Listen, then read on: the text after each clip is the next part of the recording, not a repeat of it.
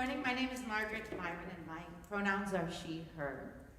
I guess we've been members for 14 years, but I think we've been coming for probably 18 or so, my spouse and I'd like to tell you the story of how we came here. When we were young adults with just one baby, we used to go to a 2-hour yoga class on a Sunday morning, and it was heavenly. And we left always feeling more grounded and connected and grateful in the world. But as we had one little boy, then 2 little boys, we started to thinking about what else we need to do on our Sunday mornings to find a faith community to share with our families so that we're raising, then there was 3 boys, raising them all. And since our faith communities that we grew up with, my husband and I, didn't really resonate with us, we went looking for churches that might feel right to our family. Oh, and then there was another boy. So now we had a whole passel of little boys. We wanted to give them a faith community. We wanted to show them that life was bigger than just them, or us and our family, but that we were connected to a greater whole. So we went to seek out a faith community and tried different churches. The kids loved the big mega church where they got to have prizes and candy and treats, and it felt like they were playing dodgeball for Jesus. They had such a good time. But it didn't really resonate with Mom and Dad. Didn't really hold the message that we wanted them to hear and learn and feel in their hearts and grow with them. So eventually we did find Countryside Church, and that was the place where we found we resonated, both with our knowings, our beliefs, and our not knowings, right? Because that's what faith is. So when the boys were little, we worked a lot in the RE wing, and we spent a lot of time and energy giving there.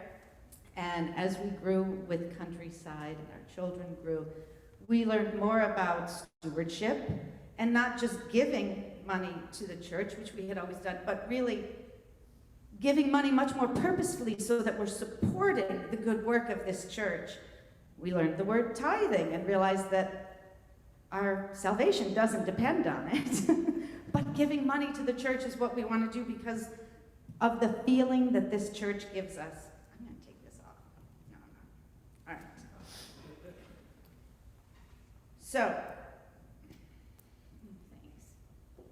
So because we really feel in this place, we feel its message, we feel the love and the work that goes on in the committees that we don't see, but we get to have the benefit of the fruits of those labors. We feel the love coming out of the choir and love the way that that makes us feel the music in this, our spiritual home. And we feel the impact that Countryside has on all of us and our greater community and the world around us. All in all, we feel better leaving church than when we walked in.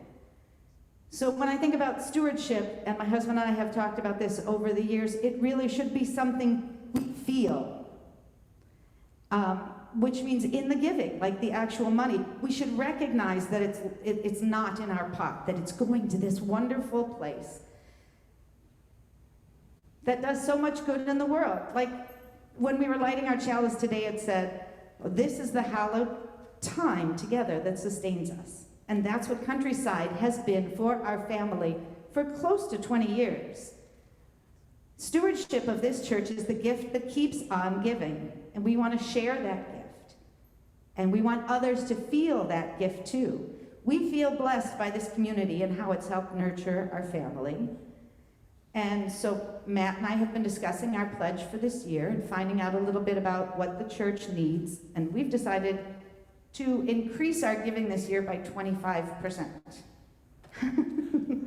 So, because we do believe that you give enough that you feel it, because you get so much good feelings back. And so that's our story.